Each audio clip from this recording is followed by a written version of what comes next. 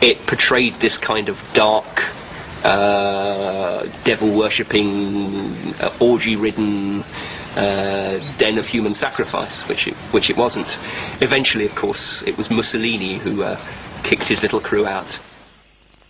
For many of the people at the Abbey, what they did there blighted the rest of their lives.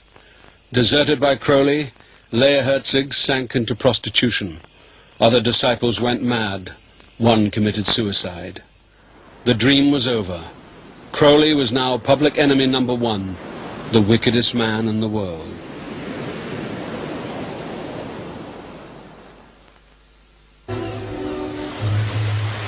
Crowley's attempt to start a new religion in the Abbey of Thelema had gone disastrously wrong. His reputation as the wickedest man in the world was sealed. The last years of the great beast's life were spent living from hand to mouth. His fortune was long gone and his disciples had deserted him. He moved from one set of temporary lodgings to another and finally ended up in a boarding house in Hastings. His life of excess had left him with nothing but chronic heroin addiction and infamy.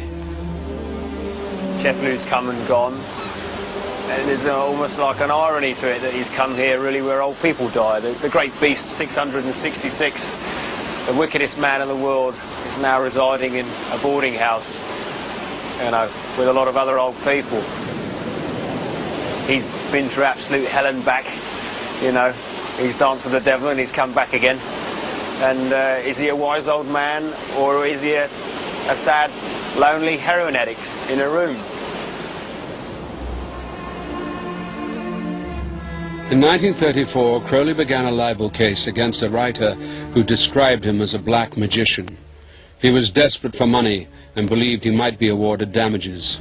Examples of Crowley's pornographic poetry were read out in court, and then the wife of Rao Loveday, the young man who died in the Abbey of Thelema, gave evidence of Crowley's depravity. The judge was appalled, saying that in 40 years of justice he had never heard of such wickedness. Crowley lost the case and ended up bankrupt. But even after such a humiliating defeat, his extraordinary magnetism was undiminished. After a court case that Crowley loses, a young woman called Deirdre McKellum comes up to him and says, "I want to have your child," basically. And Crowley agrees, and they go off together, and they perform a ritual to have a magical son, a sort of a magical heir for Crowley. And they perform various rituals, and they do have this son, and his name is Aleister Ataturk. Well, after he took me in his arms on the doorstep, that beastly lodging which had lace curtains in the window, I don't know where it was now, he said, "I want you and I want your child."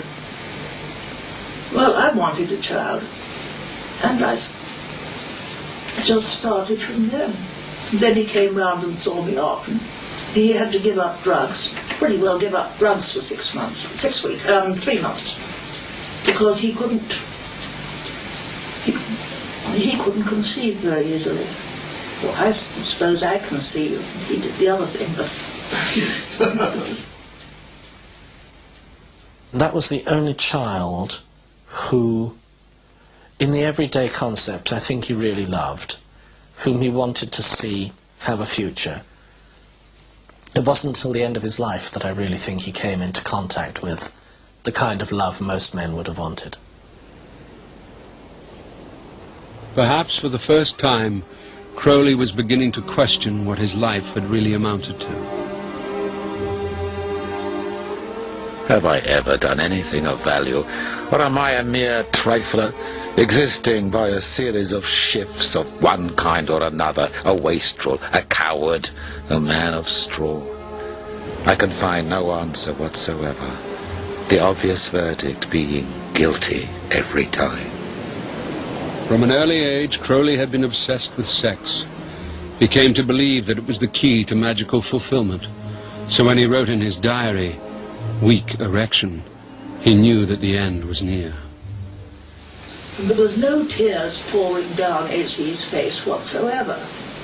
We talked the whole day before, and the whole next day that he died, until he went into a coma, which he did very quietly.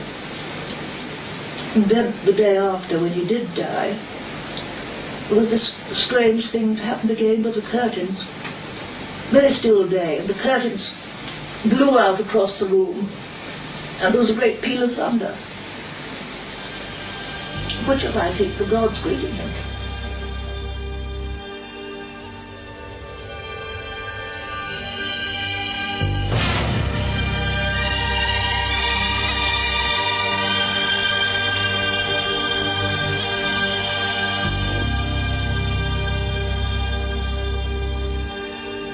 Rotten as I am in 1,000 ways, I have been chosen by the gods to bring to earth the basic word in which mankind will work for the next 2,000 years or so.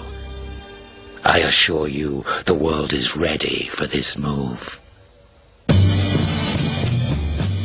The great beast died in 1947, and for a decade it seemed all his ideas had died with him. But then his do-what-thou-wilt philosophy found a new home with a generation that was experimenting with free love, drugs, and alternative beliefs. Crowley had